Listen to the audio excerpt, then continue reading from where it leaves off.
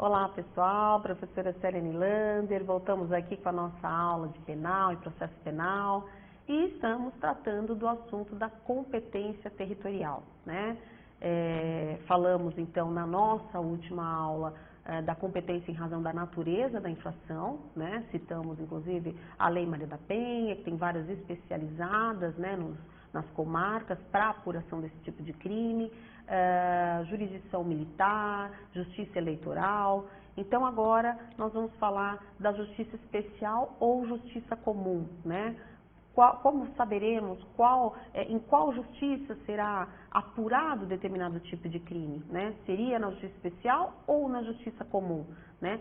Para saber quem vai julgar é necessário saber se é a justiça especial, né? Que aí tem uma estrutura própria, né? Inclusive definida aí na Constituição Federal, tá? No caso do processo penal, a gente não fala, vamos dar uma olhada no nosso material, não se trata de uma justiça especial, mas sim da comum, normalmente, por isso é necessário saber o que é crime federal e o que é crime estadual, tá? O critério para essa diferenciação é que as infrações federais, né, elas ocorrem quando forem violados quais bens jurídicos? Bens de interesses ou serviços da União, né, suas empresas públicas, federais ou suas autarquias, tá? Com exceção, gente, temos aqui as contravenções penais. Ela é uma exceção a essa regra, está na súmula 38 do STJ, que diz que ainda que afete bens e serviços da União, se for contravenção penal, vai ser sempre a competência da Justiça Estadual, tá? Então, esse critério da Justiça Federal, a gente não aplica, então, a contravenções penais, mesmo se estivermos falando de crimes da competência da União. Se for contravenção e não crime, então aí será a competência estadual. Competência do Tribunal do Júri, né? É muito importante a gente entender a competência do Tribunal do Júri. Por que alguns júris são apurados na Justiça Federal e outros na Justiça Estadual, tá? Se o homicídio ele afetar interesse da União, o crime ele será federal, tá? Por exemplo, homicídio, né? Matar um juiz, né? Federal, o crime vai ser julgado pelo Tribunal Federal, né? Júri federal. Se tivermos um crime estadual junto com um crime federal, tudo irá para a esfera federal, de acordo com a súmula 122 do STJ, tá? Desaforamento. O que é o desaforamento? Né? Desaforamento é uma forma que o direito penal trouxe, né, para tirar, né, transferir é uma ferramenta, na verdade, né, utilizada dentro também do procedimento do júri, que contrasta aí duas regras básicas. Primeiro, de competência, né, com a necessidade do acusado ser julgado na região do crime, esse é imprescindível, essa é a regra, tá? Agora, tem situações em que não é possível esse julgamento no local em que aconteceu o crime. E por quê? Por alguns motivos. Por exemplo, interesse de ordem pública, né? Quando a ordem pública interessa que esse réu seja julgado num local diverso daquele que aconteceu o crime. Dúvidas sobre a imparcialidade do júri, tá? Vou dar um exemplo, inclusive, para vocês. Ou a segurança pessoal do acusado. Nós tivemos um caso recente, que é o caso da Boate Kiss, né?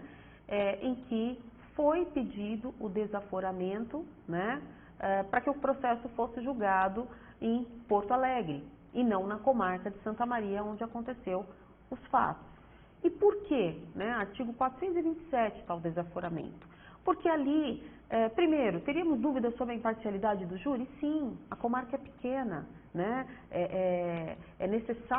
Seria necessário realmente uma comarca maior para julgar um crime de tamanha magnitude, de tamanho clamor social, né? Interesse, inclusive, da ordem pública, que é um dos requisitos do 427 do Código de Processo Penal. E até mesmo a segurança pessoal dos acusados. Então, tínhamos aí os requisitos necessários. Então, a regra é que os processos sejam julgados pelo Tribunal Popular do local onde o crime aconteceu, tá, gente? Então, essa é a regra. Todavia, nós temos situações excepcionais. como a questão do desaforamento, que é a transferência do julgamento, a transferência dos critérios de territorialidade para o local adequado, de acordo com as circunstâncias do caso. Então, esse caso da Boate Kiss é um exemplo aí elucidativo, né, que a gente pode entender bem como é que funciona o desaforamento. Depois nós temos, gente, o deslocamento de competência em razão da natureza da infração, tá? Também é uma medida excepcional. Está prevista onde? No artigo 109, parágrafo 5º da Constituição Federal, tá? Então, não é como o desaforamento, né? Porque aquele está no Código de Processo Penal, esse está lá na Constituição, e ele é um deslocamento de competência. Medida também, como eu citei, é excepcional. Na hipótese de grave violação a direitos humanos, né, o Procurador-Geral da República, ele pode suscitar perante o STJ, Superior Tribunal de Justiça, em qualquer fase do inquérito ou processo, incidente de deslocamento para a Justiça Federal. Então, pode acontecer e, claro, que tem que ter motivos plausíveis para isso, né? Temos que ter motivos, são situações, como eu disse, excepcionais. Um exemplo também podemos citar, que é relativamente recente, é o caso Marielle Franco, né? Em setembro de 2019, foi solicitada, então, Raquel Dodge, né? Ela é procuradora-geral até então da República, ela pediu o deslocamento da competência, né, da apuração desse crime para a Justiça Federal, né? Ela argumentou que passados aí a época 18 meses, né, do cometimento dos crimes, a Polícia do Rio de Janeiro ainda não teria dado respostas satisfatórias sobre o crime que poderia, né, fazer com que o Brasil aí fosse responsabilizado perante organismos e cortes internacionais de direitos humanos. Então, esse foi o fundamento da, até então, Procuradora-Geral da República. E ela ressaltou que milícias, né, ressaltou aí também que milícias teriam a influência nessas investigações. E por isso estaria demorando muito para que o crime fosse desvendado, para que fosse apurado. Então, ela requereu a transferência dessa competência aí, justamente para a esfera federal. O que aconteceu nesse caso, né? A relatora do caso, ministra Laurita Vaz, né, ela destacou que a Polícia Civil e o Ministério Público do Rio estão tendo atuação firme na solução do crime. Considerou o vasto acervo já formado no caso, né, ou as provas, tudo que foi apurado até agora, com centenas de diligências cumpridas, enfim, e entendeu que o deslocamento das investigações para a Polícia Federal ia atrasar mais ainda as investigações, né? Então, ela entendeu que não estava presente um dos requisitos autorizadores dessa mudança, né, dessa situação excepcional, né, e incapacidade das autoridades locais em oferecer respostas efetivas ao crime. Então, ela negou o pedido. Então, por entender que não estava presente esse requisito. E os demais integrantes, né, da terceira sessão aí, seguiram o entendimento da relatora. Então, esse é um exemplo clássico de uma tentativa de mudança aí na competência por situações excepcionais, né? Lembrando que somente em situações excepcionais, quando estiver falando de afronta a direitos humanos e uma negligência dos órgãos responsáveis pela apuração do crime, né? O que não foi constatado aqui no caso da Marielle Franco, que continuou, então, na esfera estadual. Depois a gente vem falar, gente, da competência em razão da conexão ou continência, né? Conexão ou continência não são critérios de fixação de competência, mas sim motivos que ensejam a modificação, tá? Então, se houver a conexão ou a continência, são motivos que ensejam o quê? A alteração da competência, tá? E não a fixação da competência. E quando ocorrem essas situações, né? Quando há fatores que indicam que os processos devem ser julgados por um único juiz, tá? Para evitar o quê? Julgamentos colidentes, né? Para conflitos, né? Julgamentos conflituosos entre si e também prezar pelo princípio da celeridade e economia processual.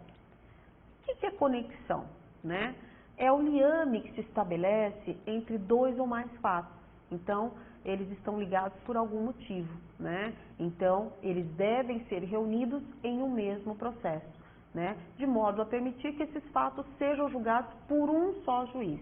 Essa é a ideia aqui da conexão, tá? São dois ou mais fatos que estão ligados por um motivo e aí é conveniente que sejam julgados por um único juiz, evitando o quê? O surgimento de decisões contraditórias. Essa é a ideia. E por que decisões contraditórias? Porque nós estamos falando de dois ou mais fatos que estão ligados entre si, né? Que o resultado de um, ele está interligado ao resultado do outro, né?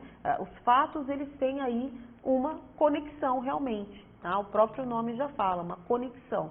Então, para evitar essas situações contraditórias. Quais são as modalidades que nós temos de conexão? Então, vamos lá no material.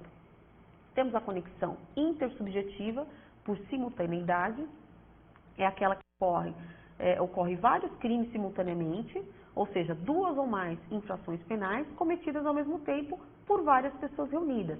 Um exemplo clássico que nós temos aqui é o furto, né, praticado por várias pessoas, aí é um caminhão tombado numa rodovia, tá?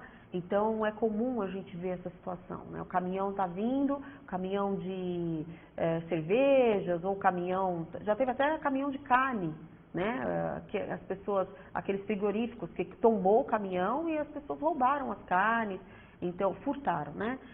Furtaram, ou de alimentos, enfim, né? É aquele tipo de delito praticado por várias pessoas, né? E eles estão ligados, né? São crimes simultâneos, praticados por uma ou várias pessoas, né? E foram cometidos no mesmo tempo, por várias pessoas reunidas, né? E todos, o interesse da justiça é julgar esse crime de uma única vez, em uma única vara, por um único juiz, né? Porque se a gente for julgar um ou outro, a gente pode ter, né, as decisões conflitantes. Então, essa é uma das modalidades de conexão que nós temos aqui, tá? Um exemplo 2, que eu trouxe aqui para vocês também. Num protesto, por exemplo, lá na Avenida Paulista, né, os manifestantes, sem prévio acordo, né, sem prévio acordo, eu coloquei aqui no slide para vocês, se houver prévio acordo, caracteriza conexão intersubjetiva, né, por concurso. Eles começam a depredar lojas, pontos de ônibus e telefones públicos. Então, estamos também falando de uma situação sem prévio acordo, no caso a gente está falando da conexão intersubjetiva por simultaneidade, e simultaneamente essas pessoas passam a depredar a Avenida Paulista, os bancos, as lojas, enfim, eles causam aí, cometem um crime todos juntos. Então, a ideia é que ocorra a conexão. Esse crime deve ser julgado por um único juiz, para a gente evitar, então, os conflitos aí das decisões proferidas pelo judiciário. Tudo bem, gente, até aqui? Vamos, então, para o nosso próximo bloco. Vou encerrar esse bloco aqui e voltamos no próximo bloco ainda tratando do assunto da conexão. Até mais!